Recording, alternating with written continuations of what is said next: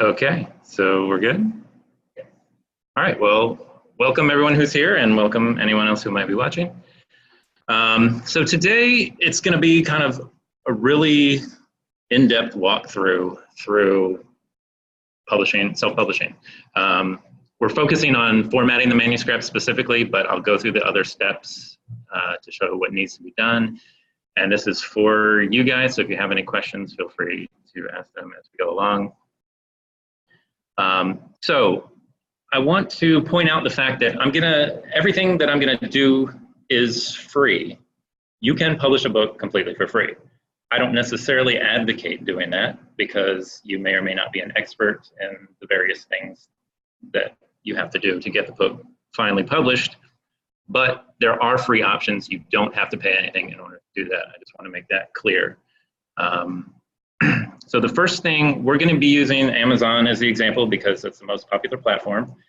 And I'm going to be formatting the manuscript in Microsoft Word, also the most popular. You can, if you're using Apple, it's essentially the same thing. Scrivener, I'm sure, has fancy ways to format things as well. But we're just going to be going through a Word document. So the first thing we want to do, if you want to self-publish on Amazon, you're going to have an Amazon account. Probably everyone already has one. When you do, you're going to want to go to Amazon's KDP page. So you can put in kdp.com and it'll get there. It actually reroutes it to kdp.amazon.com, but kdp.com will get you there. And you're going to get a screen that looks like this. And you're going to have to sign in with your Amazon account. So I'm going to go ahead and do that. And I'm using an account that I have not published on, so it'll all be blank and brand new.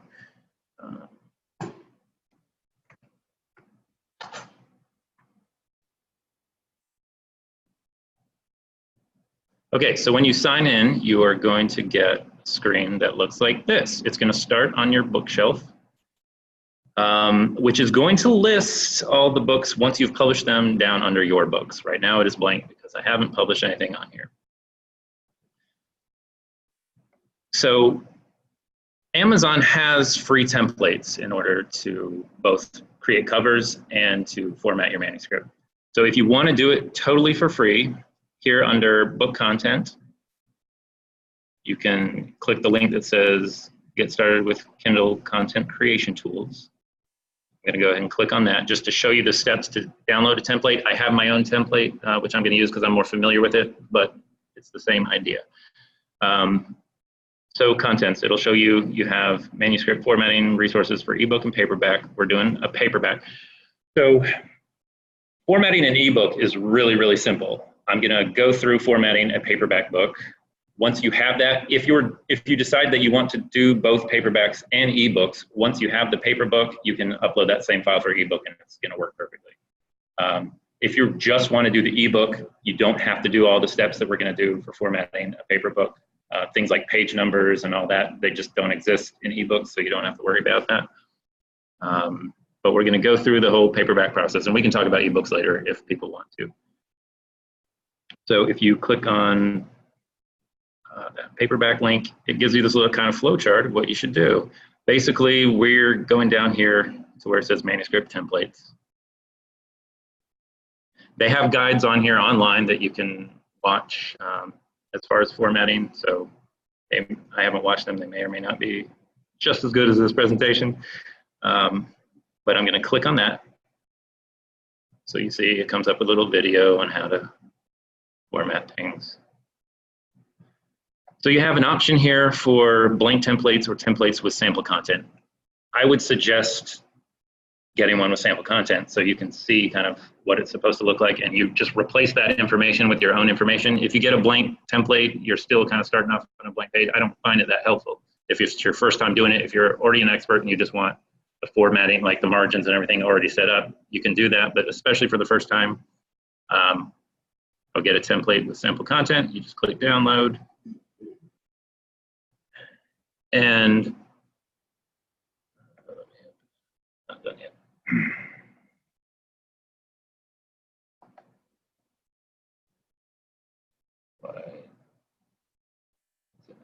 opening.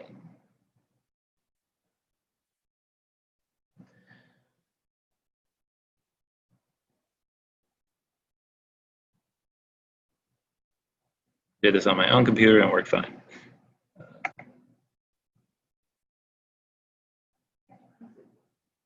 I will, but oh, it's okay, there we go. All right, so it'll give you different language options. English is in here, that's what I'm gonna choose. So this is something to pay attention to. Is my paperback, my book in here? Okay. So, you're gonna wanna pick the trim size. Your format. That refers to the actual physical dimensions of the book width. The most popular is 6 by 9 inches. You can choose any of these, and you may want to, depending on the book you're producing, the number of pages. If it doesn't have that many pages, you may want it to end up thicker. So you may want to pick a small. So this is 6 by 9, and that'll be available after we do this if you want to kind of see what it looks like after we've done this. So you can select any of these you want. I'm just going to select 6 by 9 as the example, and then it's just going to open up in Word, and it will have some content already in there. You'll want to make sure you enable editing.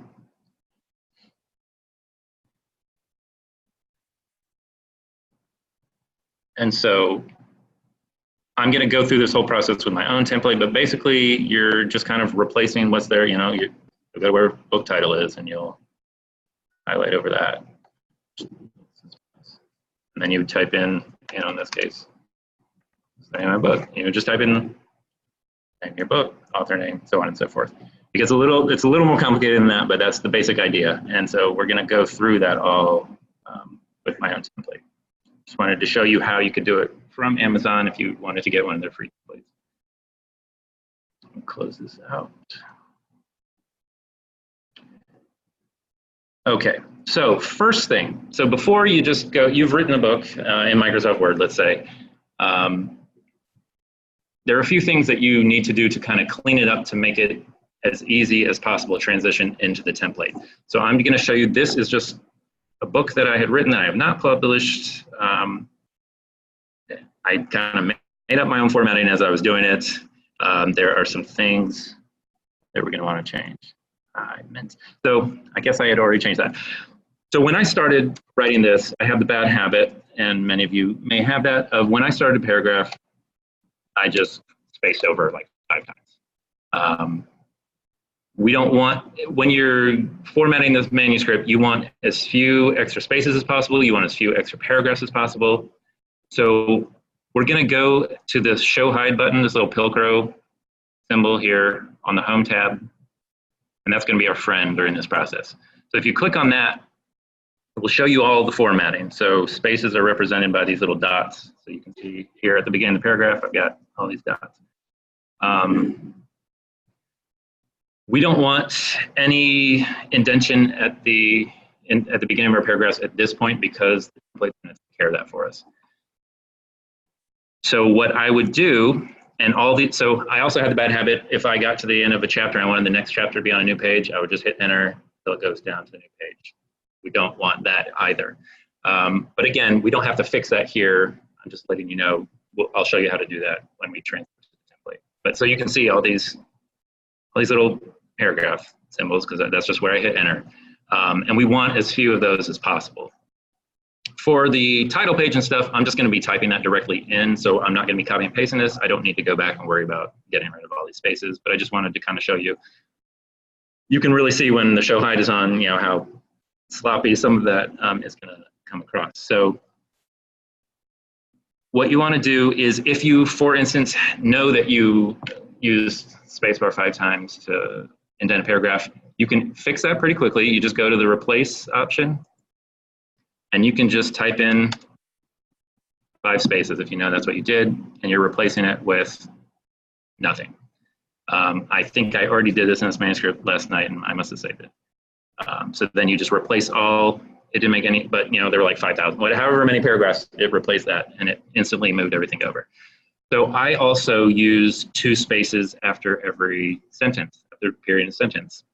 I can make an argument as to why that is grammatically better, but publishing, they use the Chicago manual style. Chicago manual style says 1 space after a period in a sentence.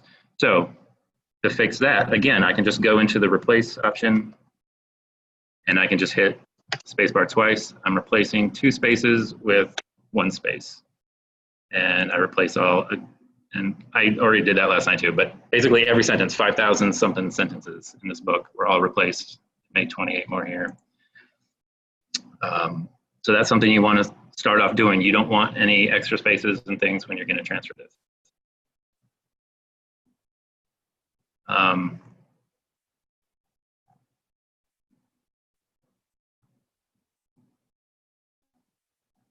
Let's see how it handled chapters. So yeah. Obviously some things have changed, but I just entered down to get to a new page. Another thing we are going to want, I happen to put chapter 1 from the edge of despair all on 1 line. What we're going to want to do is we're going to want chapter numbers on different lines than a chapter title. If you happen to have a chapter title, you don't have to have either. Usually having 1 is fine. If you just want to have things chapter 1, 2, and you don't name your titles individually, that's fine. But if you do, you don't want them on the same line. So I'm going to back out of that and just hit enter, just so it's on different lines. And then I'm going to do a search here for the word chapter. So I can go down and change all of those.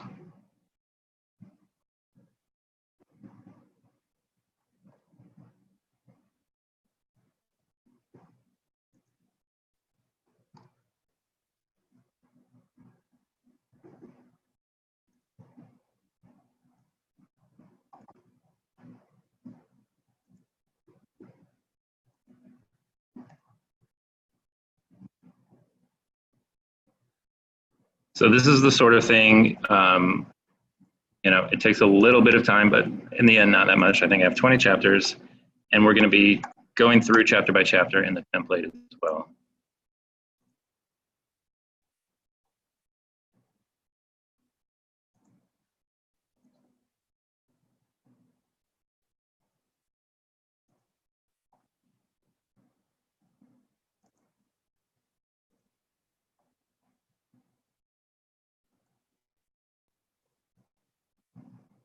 Does anyone have any questions so far as I'm doing this?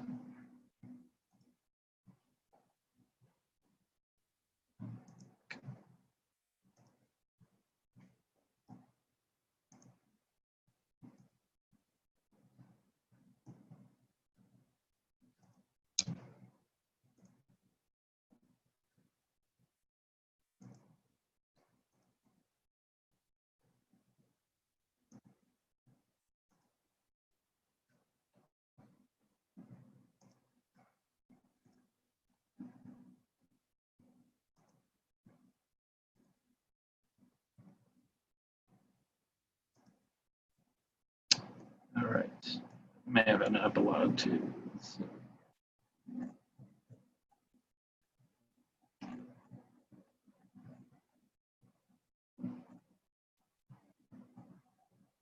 Oh, it would have been the name. Okay. All right, so that is pretty much all that I need to do to get this ready. You want to make sure your chapters and chapter numbers and chapter titles are on different lines. You want to get rid of any extra spaces and paragraphs that you have. On a separate page. Yep, and I'll show you why. It's fine that you have it in your original manuscript when you're going to change it when you put it in the template, but it's just kind of illustrating here what you're not going to end up wanting. And there are cool reasons why you don't want to do that. It gives you options in the formatted manuscript. Okay, so I've got this book, and now I'm going to open up the template.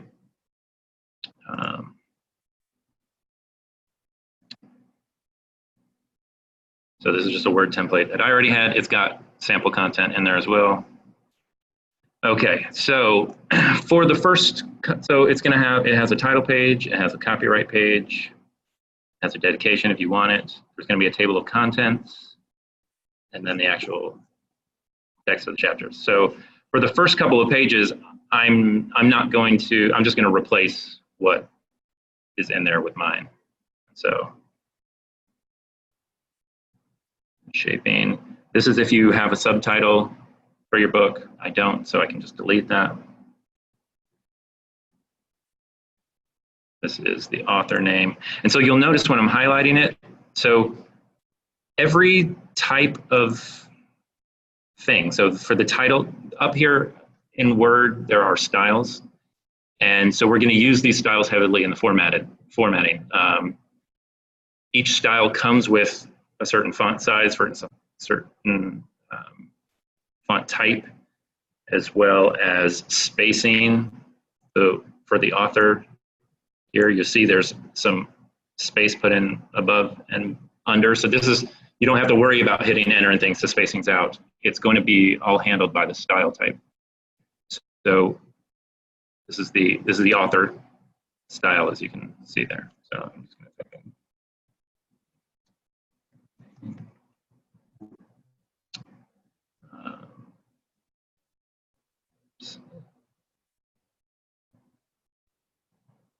Put in publisher.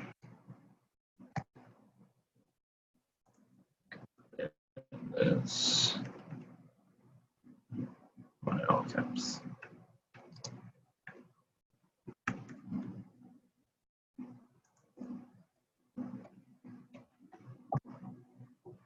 I'm not going to go through and do the copyright, but basically, yeah, you would just, where it says author name, you put in your name, blah, blah, blah, all that stuff. Dedication, if you have a dedication, put it in there. I'm not going to bother doing that. It just kind of shows you.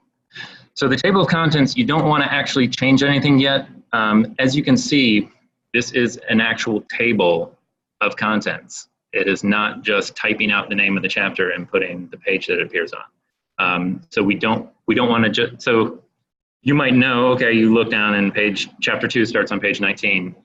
You don't want to just come up here and type in 19 there. You're going to update these fields automatically once you get everything in. It's going to do it for you. It's going to be beautiful.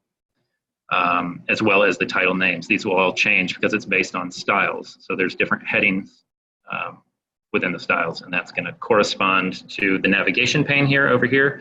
As I do chapters, it's going to start listing them, which is also cool, so I can quickly go back and forth between them.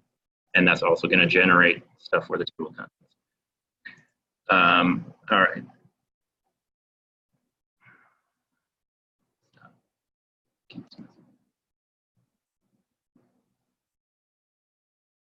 Keeps changing. Not sure what's going on. Just click. It won't let me click somewhere. Okay, got my cursor back. All right. So it starts with chapter 1. Mine's going to start with chapter 1, so I don't need to type in chapter 1 again if I don't want. Just to show you, this is a little graphic that is put in here. It's not required, but it just shows you something you can do if you kind of want to differentiate your chapter headings. But I can. So is the font in the template, or is that something you have on? The fonts are in the template. So this particular template came with fonts that weren't already in my Microsoft Word. I mean, they're out there, but the template came with those fonts, so you could install them. So I did that on this computer first. And you can read about what fonts are good for different things. This is a font that was chosen specifically because it's kind of fantasy-ish looking, and this is a fantasy book. Yeah, so let me click over to my manuscript here. So my chapter 1 is, well, let's do this. This is going to this shows you what it's going to look like, but we're going to basically just replace this content with the content from my book. So at the end, it's got like 3 sample chapters or something, and then there's a little about the author page. But what I want to do is I want to get rid of this fake book content here. So I'm just going to highlight all of that up to chapter 1, and I can just delete it. I'm going to go to my manuscript, and starting with where I have chapter 1, I'm going to, well, quick way to do this, I'm sorry. If you just click your cursor before where you want to copy, and then go to the end of where you want to copy.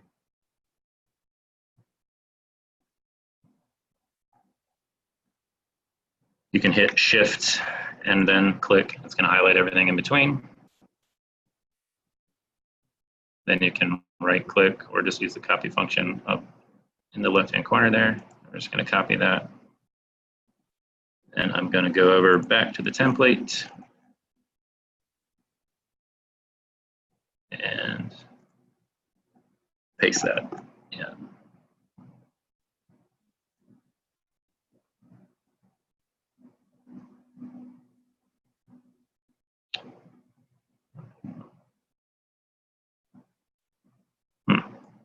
So it should, because I had body normal selected, it should have gone ahead and changed out all the body normal style, but it's not a problem. I will just do it here in the template. So again, I'm clicking before chapter 1, I'm going to the end to highlight everything. And then up here in the style, I'm going to choose body normal. That should change everything. Okay. So now it will. So, but since the majority of the book is in body normal, you're just going to change everything to body normal. Start out with, and then we're going to go back and just change the chapter headings. It's easier to do that than to try to do the opposite. So, but I showed you kind of before what it was supposed to look like. So, as you'll see, the body normal, it comes with an indentation for the paragraphs. It has, you know, it has the margin set up correctly. You'll notice that the left margin is, in this case, skinnier than the right margin. That's because in this case, that right margin is going to be in the spine of the book. So you want a little bit more of a margin, but that's all set up in the template, so you don't have to worry about it. So now we've got most of the text how we want it. But there are a few things, especially at the beginning. So we want this chapter 1 to be different. So I'm going to highlight chapter 1, and I'm going to go up and select the chapter number style, which is not only going to change the font, but as you'll see, it's going to create that spacing above and beneath it to give it the room that you want. And then I'm going to, yeah. Mm-hmm. Yep. Well, so I'll go through the page. So the margins are set up in the template to treat the even and odd pages differently. Because this is page 1 of the book, but it may not be, I haven't looked yet, it may or may not be an odd or even page in the manuscript. So we're going to handle that later as we go. So yeah, I want to go through and then highlight the chapter name. Stay highlighted. And then I'm going to choose the chapter name style, which will then, again, change the font and give me some built-in space there between where the text starts. So the first paragraph of any chapter or any section, really, you don't want it to be indented. That's in the Chicago Manual style. So we want to make this first paragraph different. I don't think you probably can just click in front of it there. I'll see if that works. And then there's a body no indent style, and I'm just going to click on that for just the first paragraph.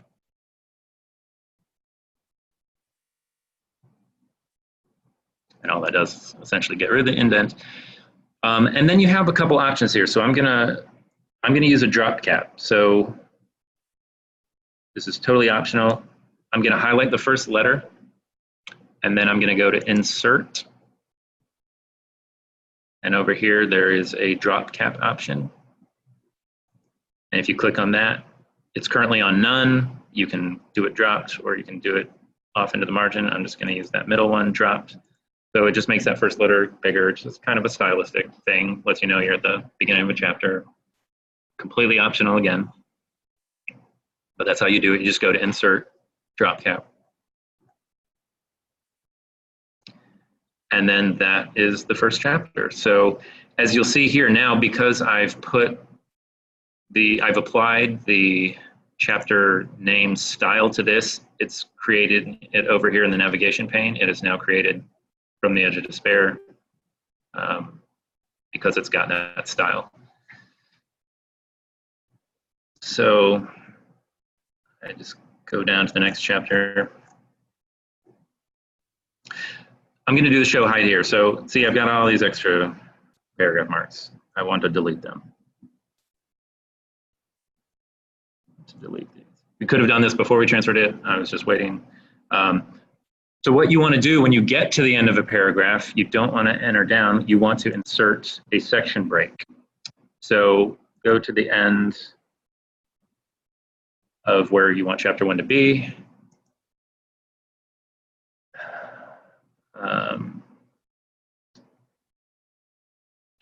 Page breaks, layout. So layout, yeah, under the layout tab.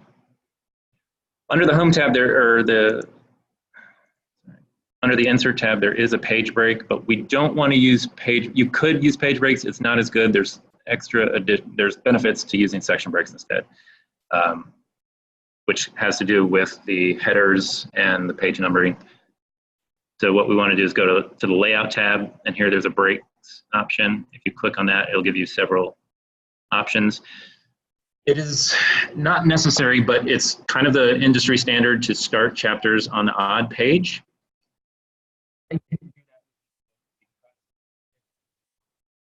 So, and lots of chapters. So I didn't want to waste an extra page. I knew it was going to be long enough as it was. Physically, you know, it costs more to print out more pages. So it's, again, it's up to you, but kind of a normal thing to do is to start chapters on the odd page. So in this case, that's what I'm going to do. This book isn't quite as long. So when I go to the breaks, I'm going to insert an odd page break. So what that does, I'll hit enter here so you can see. It's going to create this little line there.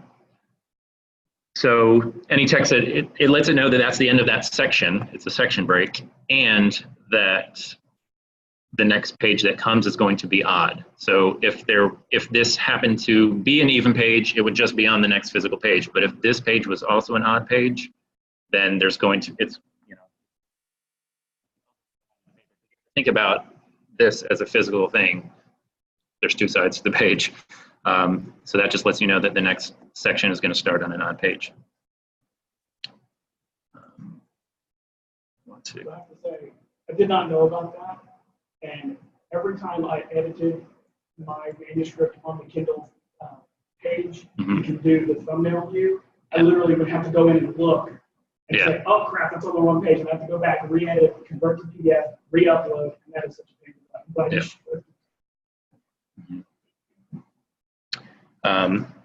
so then we've got chapter 2 here. I'm going to kind of, I'll hide these again.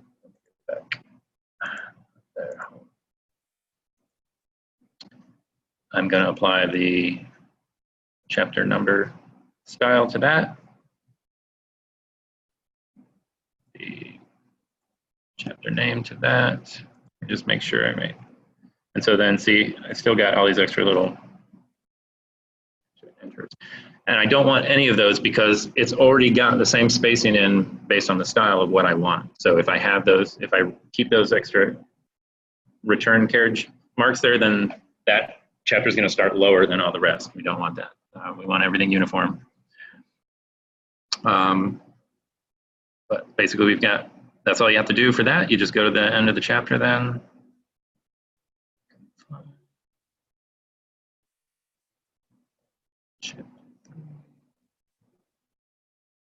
Yep, here with all the spaces. Get rid of these.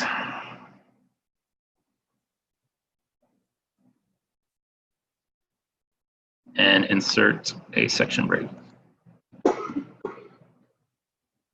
which is in the layout. Yeah. So I'm going to do on page.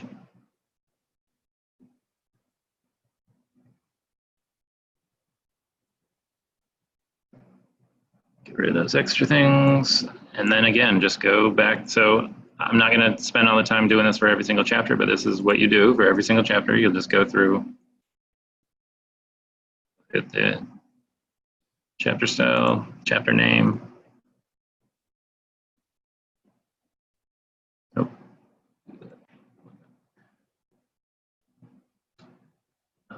I neglected to do this for chapter 2, but you do want to make sure that first paragraph you go in and unindent it. And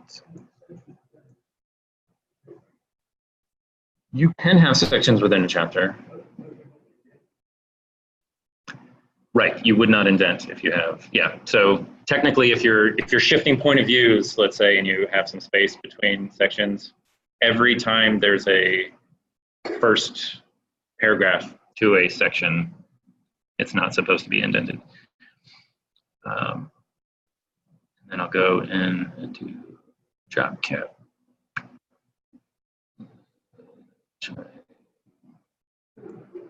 Why is it grayed out? Yeah, you got 2 things selected there. That's a good, yeah, how does it do it if there's a quotation mark? Why is it not? It's not the first thing. I don't understand. Why drop cap is grayed out?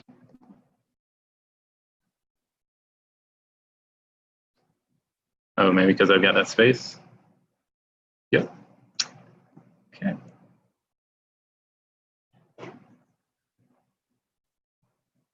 Okay, so it does a quotation mark with it. All right.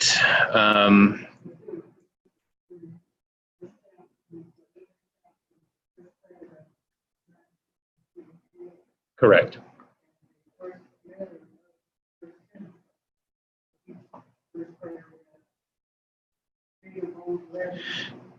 That is not necessary. That's just a style thing. If you want your book to have it, you can add that drop cap. If you don't, if it doesn't appeal to you personally and you don't want it in your book, it's not necessary at all. It's just a stylistic thing. Yeah, it's completely up to you. It's not a right or wrong issue. Okay, so do people feel like they kind of have a good hand? Yeah.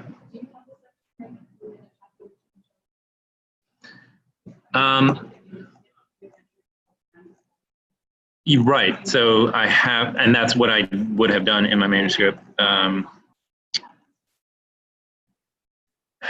I definitely have books where I did that.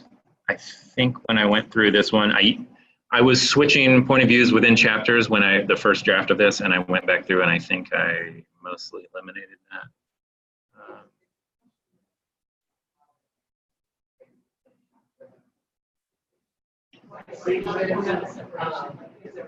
Like in books, I'm used to seeing some kind of symbol. Right? Yeah. Yes. Right. Yeah. So I will use the same. I'll use the same little graphic that I used that was in at the beginning of one of the chapters that I took out. So formatting, you don't want to make an actual section break within a chapter from a formatting perspective because it's going to think it's a new chapter. Word is. So for that, you do want to just manually space. But then, yeah, you can insert a picture, some little graphic. I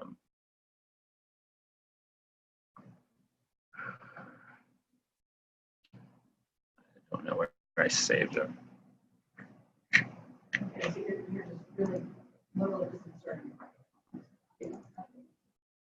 Yeah. So let's say you have a little symbol that you want to designate that. You can do that. Again, it's not required. You can just use the spaces, but you could put something in like this. Yeah, and I've read about that. There's no industry definite, like, sampled a bunch of books and they handle things differently. So again, it's just kind of what you want. But yeah, you could put something in there to denote it if you want. But yes, you are going to use the spaces for that because you don't want to create a new section. It's going to think it's a new chapter, and it's not going to be worth the trouble.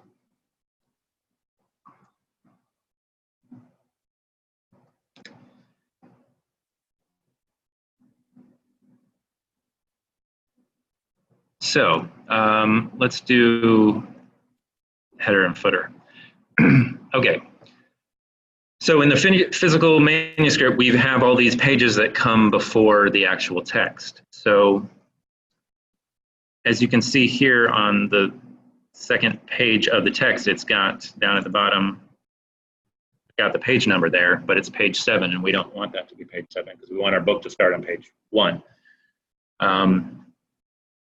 So in case people don't know, in order to get into, if there's already a footnote or headnote created, you can just double click in that space and it's going to open up this design tab where you can manipulate that.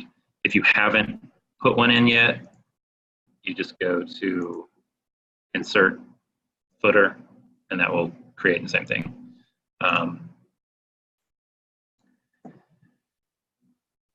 So this has headers and footers set up. See here in the center, it's got a different first page checked and different odd and even pages checked. You want to make sure you have that because what we want to do, see this first page of the actual chapter doesn't have the page number at the bottom, and that's kind of typical.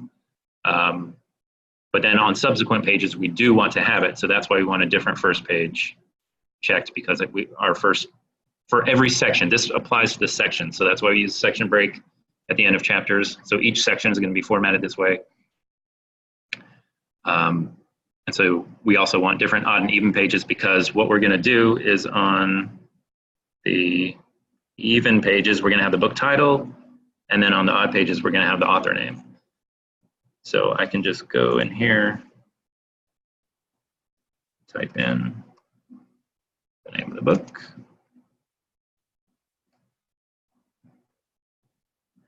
And so you might be tempted to go through, this is actually page 2 and it says page 7, but you don't want to just go in there and type page 2 because we want to change it so that it updates everything for us. But I'm just going ahead right now and changing it to my book name and my author name. And you see, so I put the book name in on this one, the next even page or whatever, it's already replaced that. But that's why it's important to have the different odd and even pages checked. For the author name, I can put in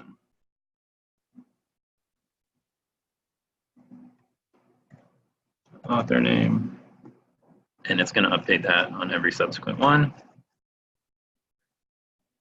So what we want to do is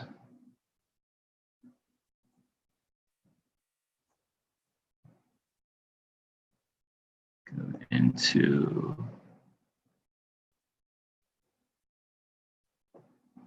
page number.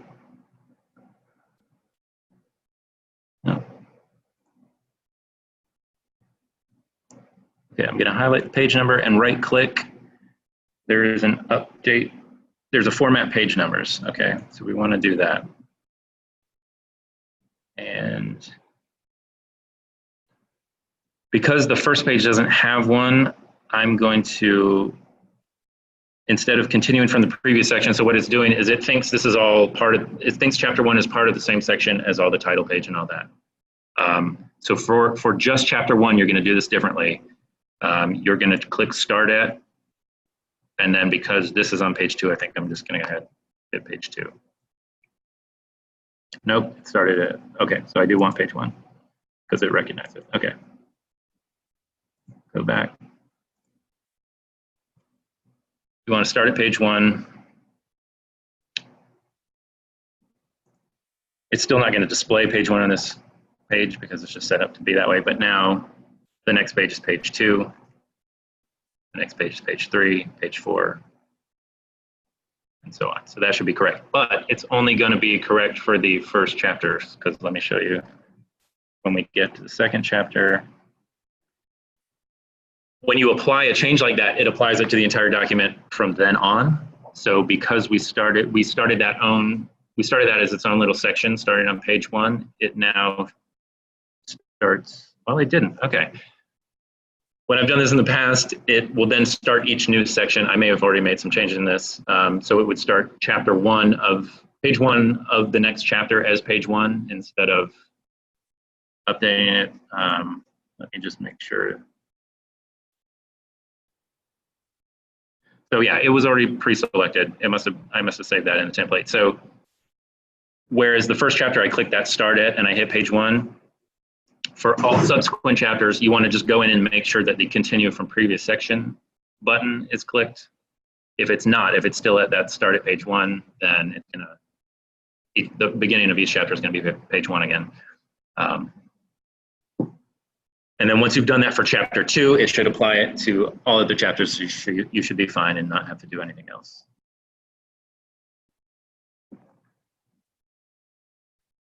Okay. So that is page chapters. So table of contents. We only did a couple of these chapters with headings, but it should be enough to show how it's going to work. If we go back up to the table of contents, and we want to get out of the header footer. And we go back up to the table of contents and click on that. Then if you right click, there is an update field option.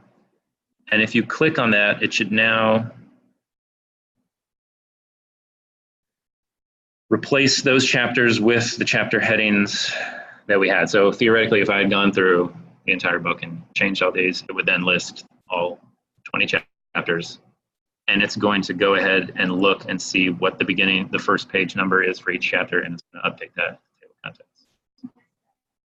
Yep, let me undo. So if you click, so when we applied the chapter name style to each chapter, you see here on the navigation pane on the left, it's going to start listing those. And so when we go back to the table of contents and click on it, it'll highlight the whole table of contents. If you right click on it, there's an update field option. And when you update it, if you've already got all the chapters in, then you change just where the pages are, you could do the update page number only. But since we're replacing the pre-generated content with our content, I'm updating the entire field, entire table. Click OK. It replaces those with the headings we have there and should assign the appropriate page starting. Yeah. So that's a really cool way to do, get that quickly. All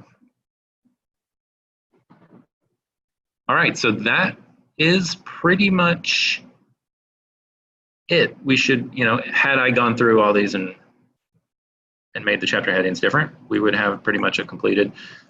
This has an about the author page. If you want to, you can,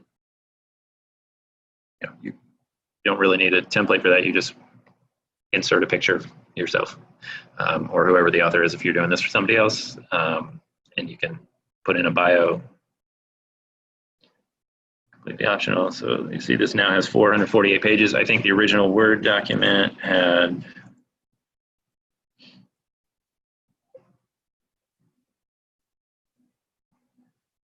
398. So now, and that's because this is on 8.5 by 11, but it's also double spaced. So the page numbers are no longer going to be the same. It's now 448 pages. So let me save this.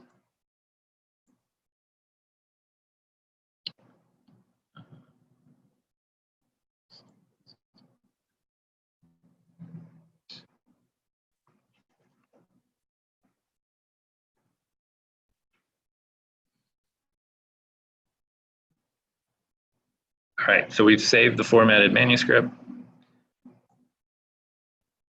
Now we're going to go back to Kindle.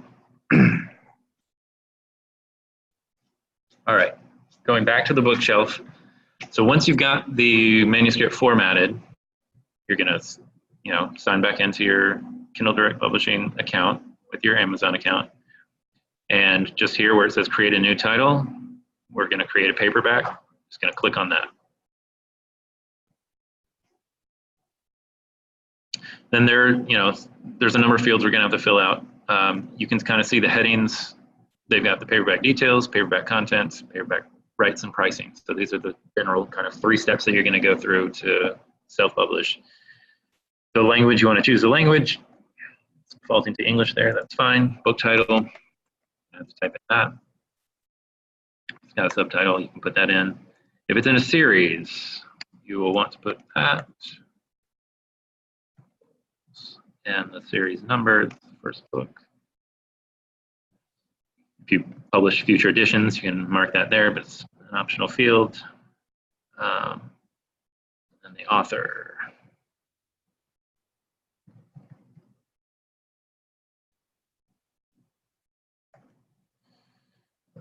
Just get a little bit of the middle initial.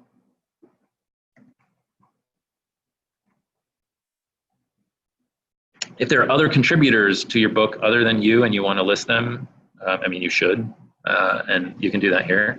So there's other fields there. You can put in a different editor, illustrator, so on and so forth. So description, this is important. It's what's gonna actually appear on your Amazon page, and that's what people are gonna see when they click on the little cover icon to see if they're interested in buying your book. So you want to spend time getting this right. And that's not what this workshop is about, but just as a note, it is an important thing to do. So definitely write a few drafts, get other eyes on it. There's whole classes on how to do that. Here you just have to check that this is, I'll just put in, just so it's got something in the field. You have to affirm that you have the copyright and necessary publishing rights. Then keywords. So you get to put up to 7 keywords to help people find your book when they're searching on Amazon. Your title or author is already gonna be associated, so you don't have to put that in. But let's say the book has dragons in it, and you want people who like dragons to find your book. Put that in. Whatever. And it doesn't all have to be nouns. You could put fast-paced, whatever. You're going to fill those out. You can put up to 7. And there is a little trick that for the last one, you can actually put all your search terms in together, and somehow that helps.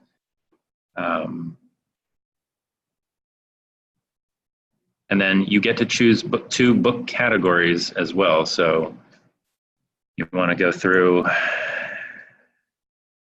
and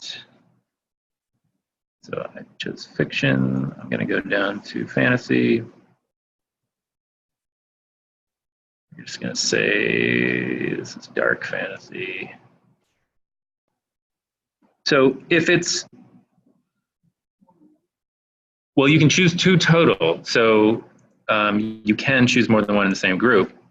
You want to think a little bit about this. You don't want to be deceptive. I mean, if people are searching for a certain type of book, and you want your book to be that. But, let's say it's fantasy and I've got a gay character in it, then I can choose gay as well. And so that might, it's just going to help people who are searching for that thing. Maybe they also like fantasy, maybe they don't, but something to think about. Or, it's also a ghost story, fantasy. So you're going to choose 2 categories. Theoretically, yes. This is because it's digital bookshelf. Yeah, it's not actually on a shelf, but yes. If you want to think, yeah, that's how you should think about it. It's where readers going to find that on the bookshelf. Check whether there's large print or not, whether or not it's got adult content, and then you save and continue. Go to the next page. So now we're in the content. So if you're publishing it through Amazon, then they will give you a free ISBN number. What that's going to do is it's going to show Amazon as the publisher. Not necessarily a good or bad thing, but if you want to do your own branding, or you already have your own ISBN numbers, which are expensive, it's not cheap. If you have your own ISBN numbers, then you would click use your own, and you're going to put whatever your publisher is, which might be you if you're self-publishing. That's just a note on that. ISBN numbers, it's like $125 for one or $500 for 100. So the more you buy, the cheaper it is, but don't ever just buy one. That's kind of ridiculous. If you think you're only publishing one book, then I would just get the free one. But that's my opinion. Okay, publication date. So this is what you get to pick the date that you want it to go live on Amazon. Once it is published, that can't be changed. You can change it up until the date is published, but once the book comes out, if you decide you want to, change some of the content, those are going to have to be future editions. It's still going to show the original publication date as whatever date it was first available. So on your first page, I meant to look at it. Did it have a pre-order? I don't think that's on the first page. There is a pre-order option, and when I put my first book, I was going to do a pre-order paperback version. Yeah. Early, but I never saw that option anywhere. And then I've got my second title. You cannot. Oh yeah, you cannot pre-order. That's it. You cannot pre-order print books. You cannot pre-order print books on Amazon. You can pre-order ebooks. And so if you're having a print and ebook version, Amazon, unlike other platforms, doesn't add in the sales during the pre-order to the first day that it's published. It credits them as people make the pre-orders. So it's not really advantageous to do a pre-order on Amazon. It is on other platforms, so iBooks or whatever. They give you credit as far as book rankings on both the day that the pre-orders were made and then on the first day of publication for all the pre-orders. So it definitely is advantageous to do it on that, but if you're doing it on Amazon, there's no real point. It might be better off to just, you might, because you want sort of condensed sales when you first put it out, because that's how the algorithms make your book more popular and easier to find. So having the pre-orders through Amazon is kind of disadvantageous in my opinion, and they don't allow you to do print books. Obviously, if you're a famous, right? Yeah, if you do set up a pre-order in Amazon for your ebook and then you can't deliver the book in time, then they will not let you pre-order for another year. So that was a lesson I learned. I pre-ordered my first book, but once I realized that it's not helping my sales, it just gets confusing for people because they might go there they see the book's available, they go there maybe wanting the print version, but then the print version is not available because you can't pre-order it, and then they're confused and it just may not be worth it. So yeah, you gotta pick the day you want to go live. Let's just say we're doing it today. Then you're picking all this stuff, the actual print options, what kind of paper and cover that you want. So, I mean, it's just up to you. Color interior is gonna cost more. So unless you're doing like a book with a bunch of photos or something that you need in color, if you're just doing fiction, you're not gonna wanna select color. So yeah, you just select whichever one of these you want, your trim size. We're going 6x9. They pre-populated that because it's the most popular, but you can select any of these other ones. Whether you want bleed or no bleed, that's just text can come. So if you have like a picture in there that you want to go to the very edge of the page, then you can select the bleed, but the no bleed is the default. And then whether or not you want your cover matte or glossy, just change that to glossy. Then here is where you get to actually upload the manuscript. So you just click on that. Let's save it on the desktop.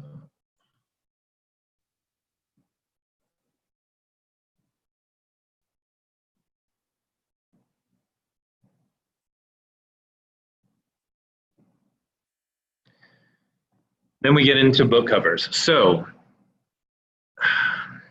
you can create your own book cover. They have tools to do that on Amazon. You can use programs like Canva and whatnot. Either way, you're going to need a file to upload at this point. So you want to format the manuscript first because you want to know how many pages, because it's a physical thing, you want to know how many pages the book is going to be in its formatted state, because you're going to use that to figure out how thick the spine is going to be. Because when you're submitting a file for the cover, it is one file for front, spine, back, that's all one thing. So you need to know how thick the book is going to be before you know what the dimensions of the PDF that you're going to submit for the book cover is. They have a calculator on there. Depending on what kind of paper you're using, you put in the number of pages and it will tell you the dimensions of the spine. So then I quickly, like within 10 minutes, made some covers here. So I made a print version and an ebook version. So the difference between that, I'll just do the ebook one first. I'll open this up. Let's view it. This is big. Options, where they all disappeared.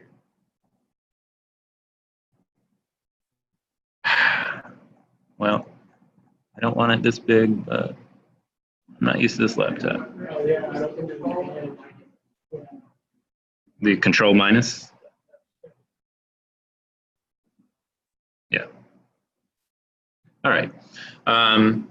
So if you're making an ebook cover, it's just the front, essentially is what that is. It's just the front cover. You're not, because it's not a physical thing, you're not going to have a spine and whatnot. So yeah, again, I made this in 10 minutes on Canva. Not saying you necessarily want to do that, but it is an option for, you know, that you can do it for free. There's some stuff about an eclipse in there. I just found an eclipse image and blah, blah, blah. For the print book though, this is not gonna suffice because you need the back cover and the spine. So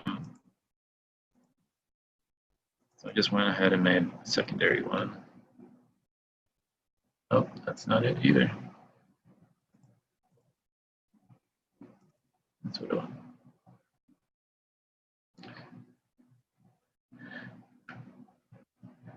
So I have this so this kind of front rectangle here with the front cover on there, that is the size of an ebook cover. So I have that kind of different color just to differentiate that. But when you're creating this whole rectangle, it needs to be the correct sizes for both. Since we're using 6x9, it's going to be 6 inches plus 6 inches, 12 inches plus whatever the spine is going to be for the width, and then it's going to be 9 inches tall. So you just want to make sure that you have all these elements, including a little 2-inch by 1 1/4 inch white spot for the barcode, which Amazon is going to put in there for you. But you want to leave that rectangle there so they can put it in the right spot and not cover up stuff that you want. Anyway, so you're going to need a file like that, and then we can upload our own cover. They do want it in a PDF format, and you want to make sure that it's of print quality, because if it's just a general non-print PDF, it's not going to be high enough resolution, and it's going to come out pixelated and stuff like that. So you do want to make sure that you have high resolution stuff. Upload your cover.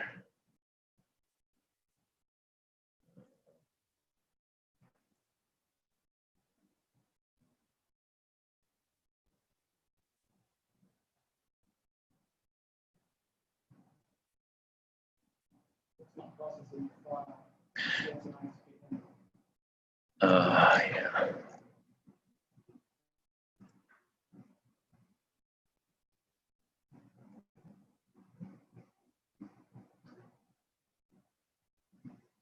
Okay.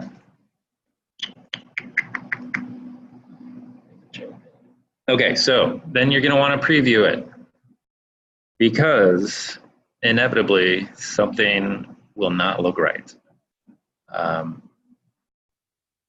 And sometimes it's a tricky thing to figure out why. So what I noticed when I did my first book is that once it came out in the previewer, so I had formatted it, had the number of pages, but ever so slightly there was a difference between the number of characters that fit on their digital page and what was in my book. So over a short span, it doesn't make any difference, but over a book that's 700 pages, some of my later chapters didn't start on the same page as I thought they started on. So I had to go back, I had to go in when this preview comes up and check and make sure that they're gonna give me like the actual print layout here and make sure that things like that, like all your chapters start on the same page that you thought they did. I had to go back and just manually enter chapter. So I had my table of contents, but in that case, I had to go back to mine and just manually enter different page numbers because I couldn't figure out why it was doing it. It just did. Things took up slightly more space. You want to make sure things like you don't have just one line of text on a page at the end of a chapter. That's generally not a good thing.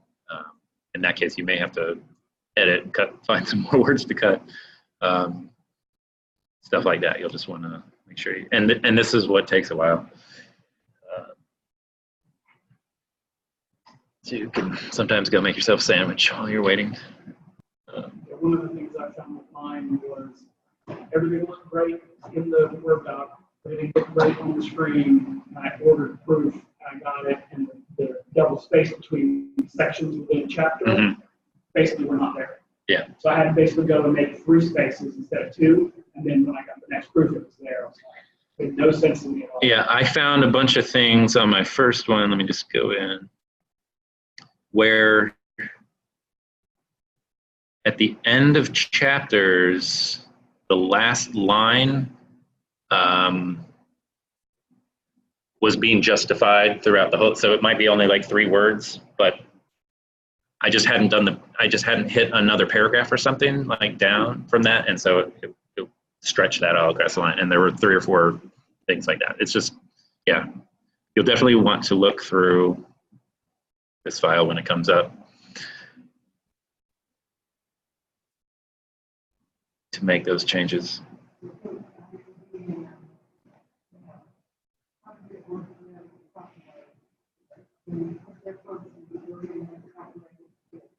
So anytime anyone makes anything, it's your intellectual property. It is automatically copyrighted. So that doesn't change. If Amazon's giving you an ISBN number, that doesn't affect your copyright at all. It's not like they now have the rights to your book. You still have the rights to your book. So it is copyright. Once you create it, it is copyrighted. You can register it with the Copyright Office if you want to. That's not necessary, but that will afford you more protections if somebody steals your book. But it's just not likely to happen. I mean, there's millions and millions of books out there. It's hard enough for you to sell copies of your books, for other people to try to sell copies of a book that they're not invested in. There's, we're not famous. If we were famous, it might be a different thing, but I don't think anyone here is that famous. There was a court case maybe about 6 months ago that basically the outcome was that if you have to go to court, get the copyright first because they won't hear the cases anymore. Yeah. If you don't have a copyright. It's kind of like, well, historically, like when I first started trying to publish this, sending it through the U.S. mail was the equivalent of copyright because it had been sent through the U.S. mail. So I had, all the manuscripts back and forth where I was sending to usually published writers that I was working with, and then all that changed. I think it was actually a Supreme Court case. But like you said, if you become famous, then copyright your stuff, but otherwise, yeah. So I didn't actually measure out that rectangle. Anyway, so this is the preview of what it's going to be. So yeah, when I created this cover, I didn't actually go out to look at where the spine. So that's something you want to pay attention to. The spine's going to be a certain width, so you can't have words too close to the edge of the spine either. When I created this, I was making it quick. I wasn't paying attention to that. So like I would have to redo this where it says the Warden Chronicles. It's too wide for the spine. Yeah, I didn't measure out that rectangle either. I just put it there to represent. So yeah, you want to make sure it's it's supposed to be 2 inches by 1 1/4 inch. And then you just kind of flip through and you see what it looks like.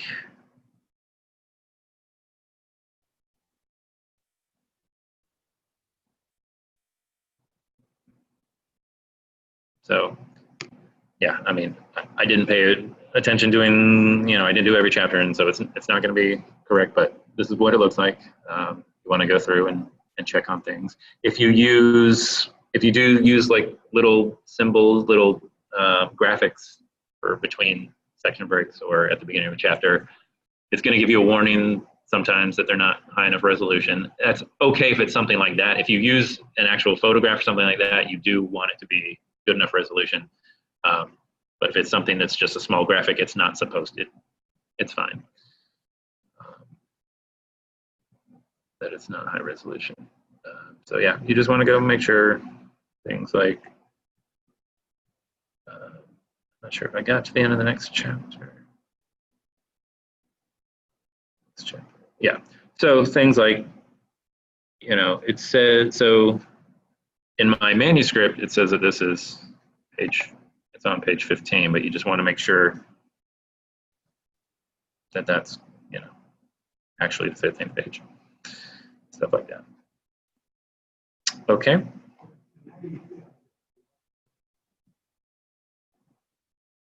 So yeah, you can, it didn't change, you just, in Word, when it's doing the layout, it's not showing you those blank pages. So you have to, if you click, so if you actually look down here, down in the left-hand corner where it lists the page numbers, it will tell you, you can determine then if you're on an even or odd page, but if you have section breaks that start the next thing on an odd page, you're not gonna see that blank even page when there's an even page. So you can't do it just by visually be like, okay, right, left, right, left. It's not necessarily that way. But if you look here, I mean, you can see, yeah, the inside margin is wider than the outside. So, I mean, it was always like that in the template. I didn't have to do, it was preset in the template to be like that. I didn't have to do anything to change that.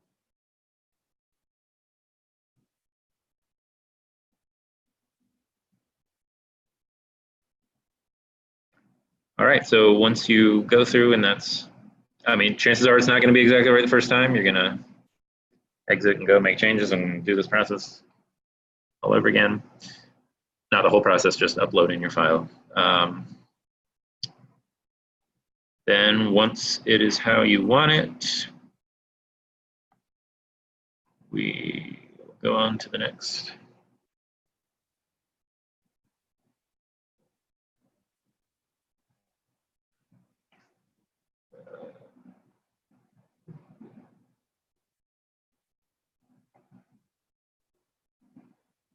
This one's highlighted. Oh, preview.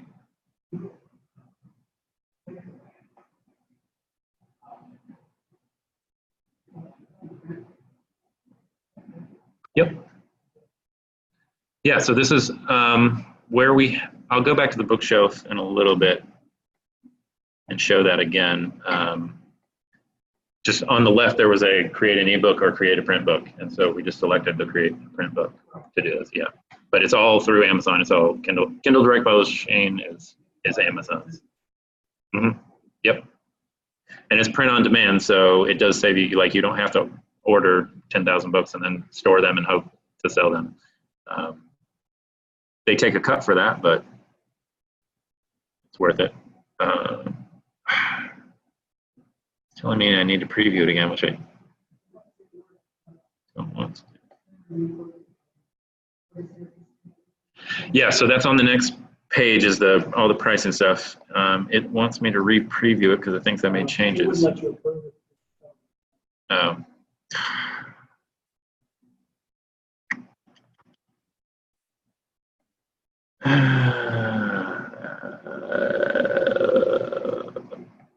Yeah.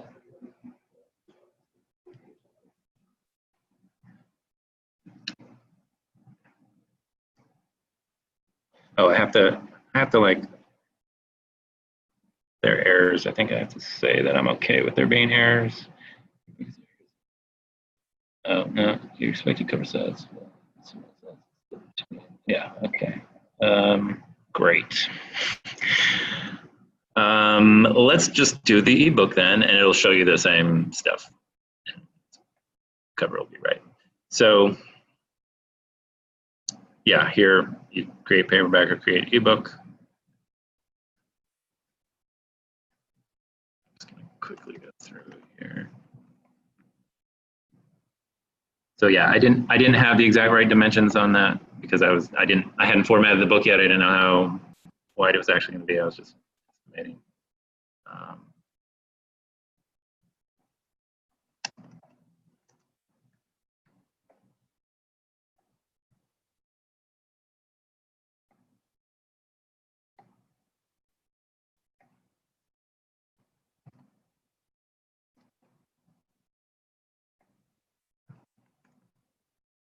So one thing I've noticed, so on the ebook option for author, there's just a first and last name. For the print version, there's a middle name. It's a little more fancy there.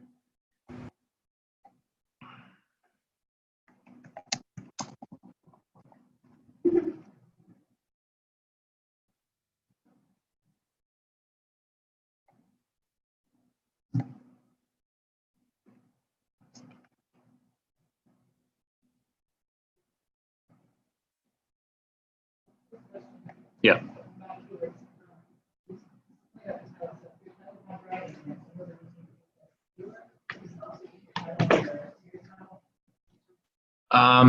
If your title had dragon in it, I would still put dragon as a keyword because I don't know to what extent Amazon requires those other words. I'm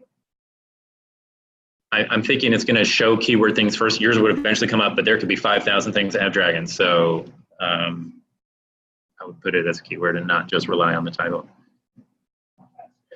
I mean, and quite frankly, I can put in my exact title and it's not necessarily the first thing that comes up because other people may have paid for sponsored books and stuff like that. Just the way it.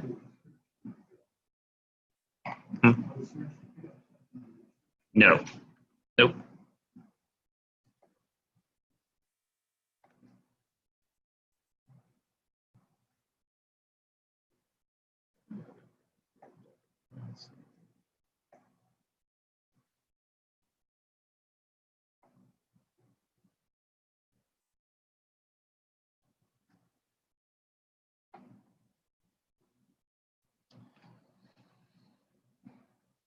Oh, I'm not really ready to release my book now. Okay, well, I don't want to accidentally publish this. Let's see. So for the ebook, digital rights management, if you don't care if one person buys your book and shares it with 1,000 people, you can leave it on no. You may want to click yes there.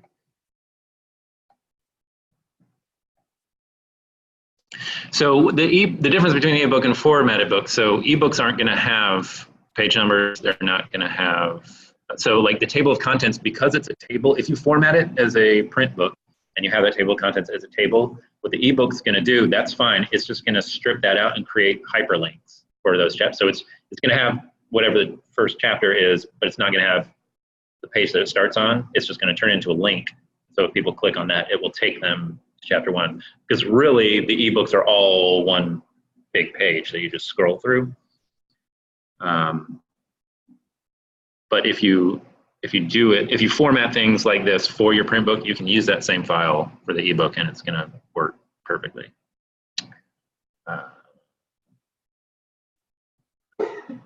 Save this.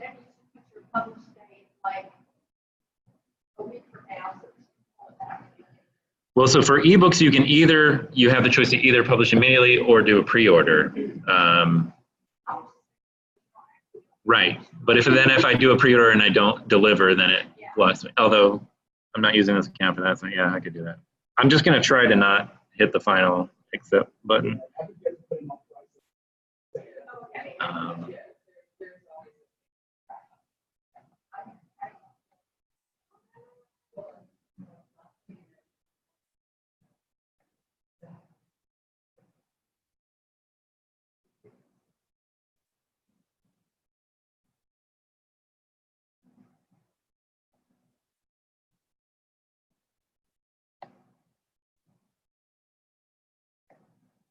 guess I could have just used their cover creator for the other one and quickly made something, but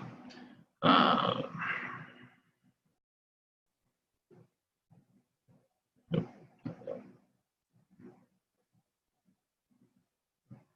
What did I do? I thought that's what I was on. Still looking for.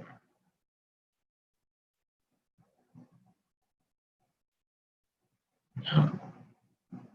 Oh, it's wanting a JPEG, and I did it. So for the print version of the cover, it wants a PDF. For the ebook version, it wants a JPEG.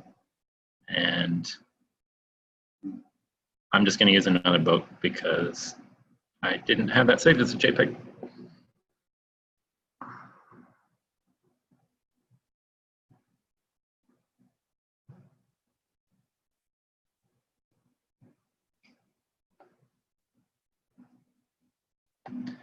So we can launch the preview for this, but it's going to be a lot simpler because you don't have to worry about all the page margins and stuff like that. It's going to normalize everything because Amazon wants to track how many pages are being read for people who are in Kindle Unlimited, for instance. So there's a lot less formatting to do for the ebook.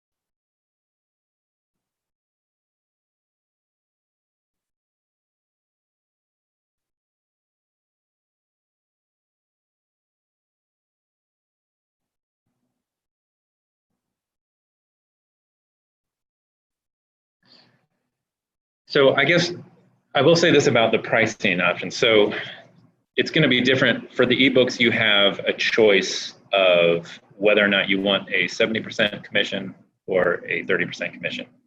And that is going to be determined somewhat by the pricing. All right. So this is, the preview looks different because it's just how it's going to look on a Kindle. So you see, you know, my fonts have been changed to somewhat to things that are good for the Kindle. But yeah, so table of contents to show you there. So it changed table of contents into, it's got my chapter headings, and those are links. I could click on that and it should take you to that chapter. Boom. So that's kind of what it looks like for the ebook.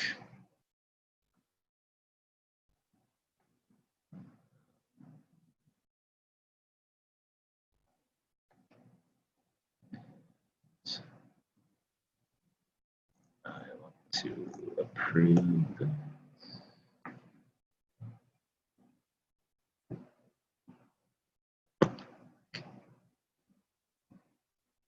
I'm not sure how to get out of this. Maybe I have to go to the end.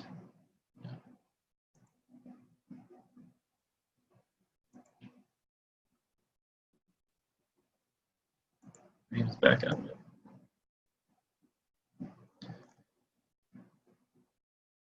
Okay, again, ISBN, if you, they don't require that the ebooks have one. So again, if you have your own ISBN, you put it in the publisher. I'm just gonna skip that and they will do their own Kindle thing. All right, so now we're to the pricing. So this is gonna look slightly different for the ebook and the print, but just to we'll go through the ebook first. So the first thing you're going to do is select whether or not you want 35% or 70%.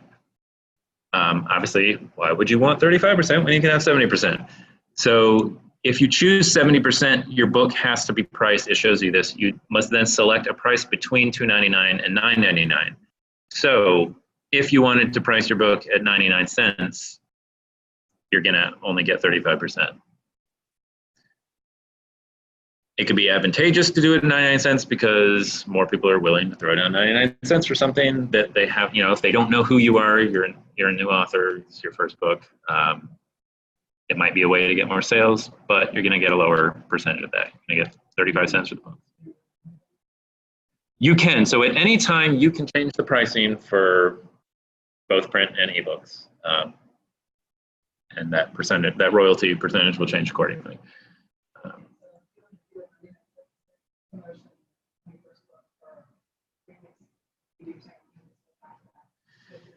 So there's two ways to do that. If you enroll in Kindle Select, KDP Select, that means that it's a 90-day period which your book is exclusive to Amazon. An advantage of doing that is that they will give you promotional options. So they will let you either do up to 5 free days per 90-day period where you can just set it to free, or you can do a Kindle Countdown promotion, which lets you set a price lower than your current price, but you continue to get your 70% royalties. So you could, if you want to promote it for 5 days at 99 cents, let's say it's normally $4.99, you can set it at 99 cents if you're in Kindle Unlimited. For those 5 days, you're still getting 70% of 99 cents instead of 35% of 99 cents. And then it will automatically, at the end of that period that you set, go back to the original price. If you're not in KDP Select, then what you would have to do is go through this process, manually set it to 99 cents for as long as you want to do that, at which time you're going to get 35% royalties. And then whenever you want to put it back to the other price, you have to go back in and manually change it. It'll list your primary marketplace. If you happen to be in the UK or somewhere else, you can do that. And then you put whatever you want the price to be. Let's just say we're doing $2.99. That's the least I can do for 70%. It will then do a little calculation to show you what your royalty is going to be. So if I set this book at $2.99, I'm going to be getting $2.03 for every copy. You have the option to enroll it in Kindle Matchbook, which means that if you do have a print version and somebody buys the print version, you may want to make the ebook version cheaper for them as a reward for doing that in case they want to have both. It's just your option. Kindle Lending, they have programs where Kindle users can lend books that they own to other people. It's unavailable to them while they do that, but again, you're not necessarily getting royalties for that. But it just depends on what your goal is. If your goal is just for as many people as possible to read the book, you might be interested in something like that. So yeah, I will not click on this. It tells you can take up 72 hours. Usually it's more like 24. But you hit publish your Kindle ebook and it's going to appear on Amazon in 1 to 3 days. So for the print version, it's going to be a page similar to this, but the pricing, how it works is you get 60% of the amount that is beyond the cost it costs for them to print it. So let's say you set your book for $20. They will tell you, they will have your calculator based on how many pages it is, what type of paper you're using, blah, blah, blah. They will show their costs, and Amazon's taking a cut as well. So let's say you price it at $20, it may cost $14 for them to create. So then that $6 that's left, you are getting 60% of that $6. So again, they will have a calculator that will show you what that exact amount is, but that's just something to keep in mind. The more I would like to offer this for cheaper, but it's a big book and it costs a lot to produce. So in order for me to make any money off it, I have to charge a certain amount, which is more than I would like to charge, but that's just economics. So again, you have to think about what your goal is. If you want to, you can price it cheaper to hope more people buy it and just get it out of their hands, and then maybe they'll buy future books, and that could be a model that you use. Or you might want to make sure that you make a certain amount on the sales, and then you're going to have to price it more.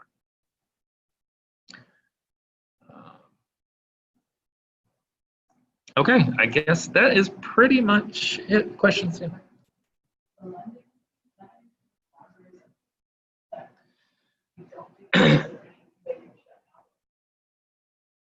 You're not shut out. So so I happen to work at a library.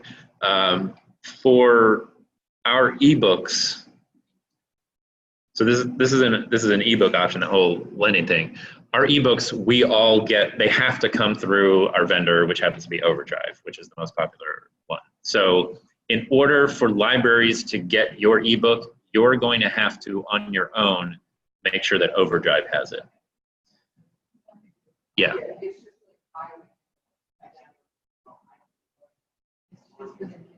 Right. Yeah.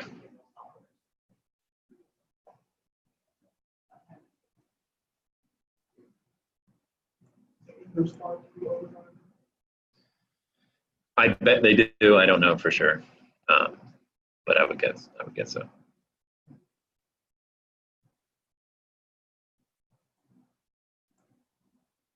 All right. Does anyone have any other questions, or just want to talk about stuff?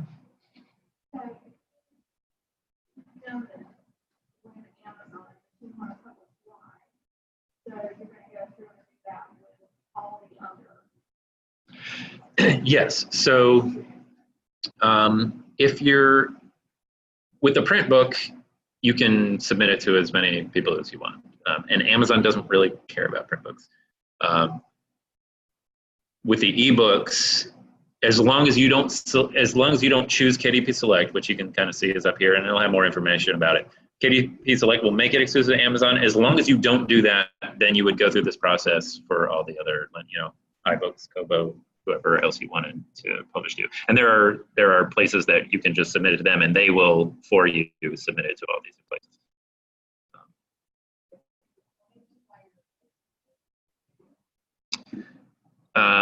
So I will go there. It's my identifiers is the website, but it's Bowker.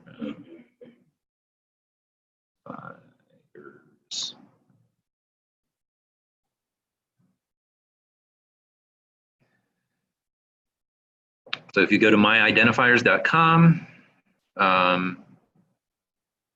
you create a free account with them, and then they will, they'll make it obvious how you can buy them. Once you create an account, there will be, and so once you purchase ISBN numbers from them, there'll be a manage my ISBNs here on the top kind of blue ribbon there. So every time that you're publishing something, you would go into that, put in the information about your book, so it keeps track of that all, in one place. And that's basically just like the record that that ISBN number belongs to you, and this is the book that it corresponds with. So if anybody happened to be looking things up by ISBN numbers, once it's on here, they'd be able to find it. But again, it's $125 for one. I bought 100 because I knew I may not publish 100 books, but I might. And because I use different ISBNs for every version too. So, the print version has its own ISBN number, the ebook version, which doesn't have to have an ISBN, but I want one to identify it that has a different version. And even different versions of ebooks, technically, if you have a Kindle, which is a Mobi file, that would be different than an EPUB. I talked to them about that. They said they recommend that you use, even if you do a paperback through Amazon and a paperback through Ingram Spark, they actually recommend that you use a different ISBN for the two, because they're basically being printed by two different printers. Right. Yeah. Right. So it's going to help people, if people are searching by ISBN numbers, yeah, it may be a different product.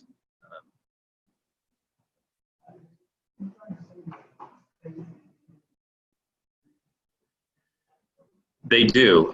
So they will send you way more emails than you want. I use a kind of junk email address. They'll give you updates all the time. So they'll let you know. So for ebooks, and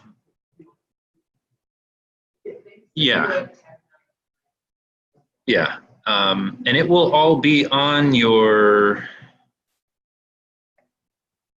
Amazon. Let me back up this.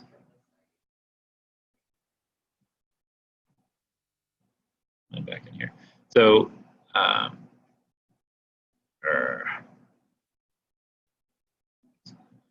going to continue that. So, okay. So now it has this in draft.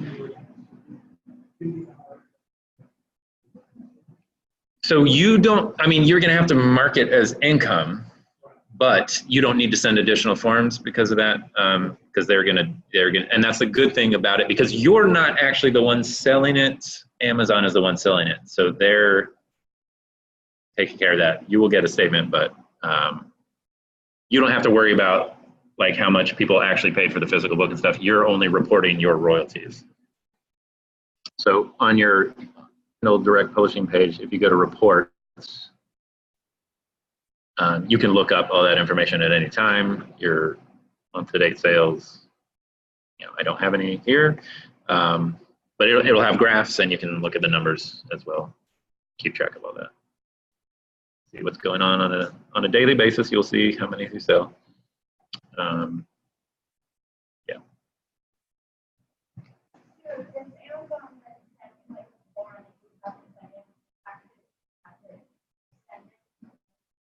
Like, I know I've sold stuff on Etsy, and I've the market, I have to report it on taxes, and sending a form, and then report the form. So I mean, I've done this for a couple years now, where I've reported income, but I have not added any, and I have not needed to include any forms that Amazon has sent me. I have a Schedule C or whatever for a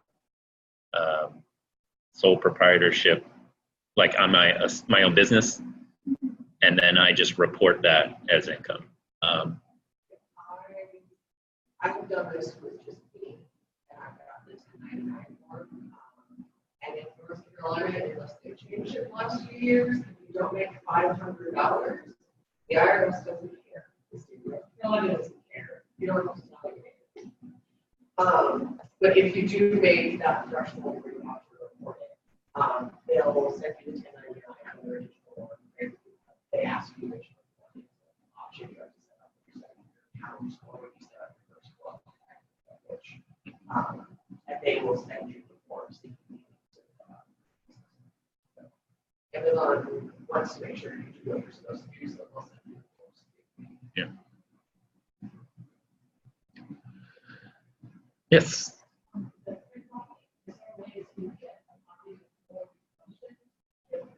Absolutely. So on that last page, after which I couldn't get to because my cover wasn't right, and you set all the pricing and stuff, at the bottom of that there is an order proof, and that will be cheaper for you because they're not taking any. They will mark it in the back. It'll say, or now the new thing is they'll have a strip across the middle that says proof copy or whatever, so it's not for resale. In the past they used to just stamp it in the back, but I guess that's easy to tear out if you want to sell it. And that, so for this, it was like maybe like $4 to just get a proof copy because they're not just the printing costs.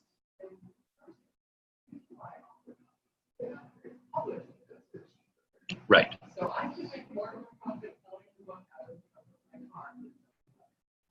Yes, if you're gonna be going to live events, let's say, and you want to have copies of your book to sell, order them through your KDP stuff. You can, because then you won't be paying the royalties because they're sending them to you. You're not paying yourself. So then, yeah, you can then sell them cheaper while still making a profit. I would say one at a time. Do charge for shipping. Right. Yeah. It's like $6 for shipping, so you still, like my books are like $5.50 to print, and then they charge me like $6, and of course the retail price is $12.99 with free shipping. So it's like I save like $1. Yeah. So definitely buy more than one. Yeah.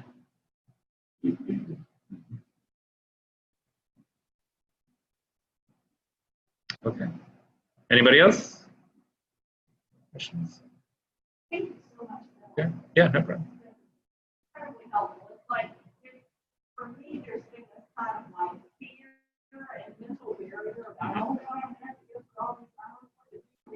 But to see how easy it's laid out, it's like, oh. Yeah, and once you've done it, it's one of those things like, yeah, just being unfamiliar with it, it's going to seem more intimidating. Once you go through it once, though, it's not really that hard. But again, even if you're not technologically savvy at all and you decide you don't want to mess with this, at least this will hopefully give you an idea of what, if you're paying somebody else to do it, what they're actually doing, and so you can know what a more reasonable price is. Like, it's not that hard, so don't pay someone $300 to format your book.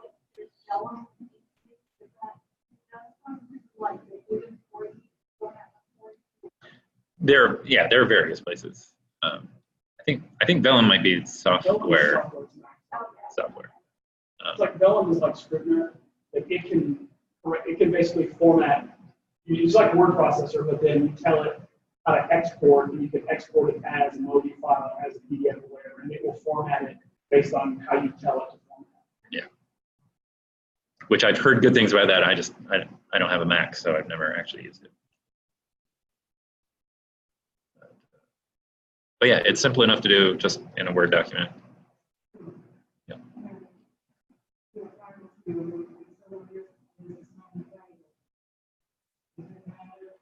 It's okay. I mean, yeah, it happened. I've done searches and yeah. If you have kind of generic words in your title, somebody else probably has published something under that.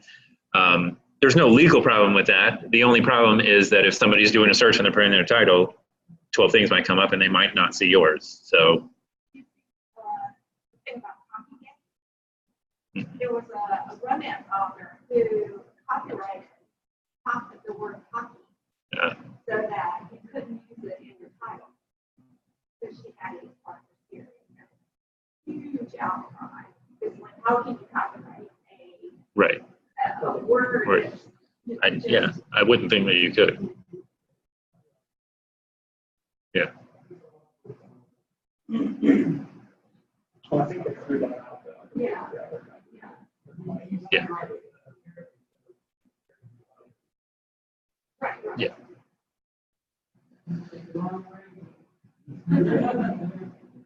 Yeah. I mean, I can. Yeah. But, okay, then I guess that's it for today. Thanks everyone for coming. And do you want to take back control of this, or should I just end it, or I can hit stop share? Okay, thank you everyone who joined us online. We're going to stop recording and streaming now.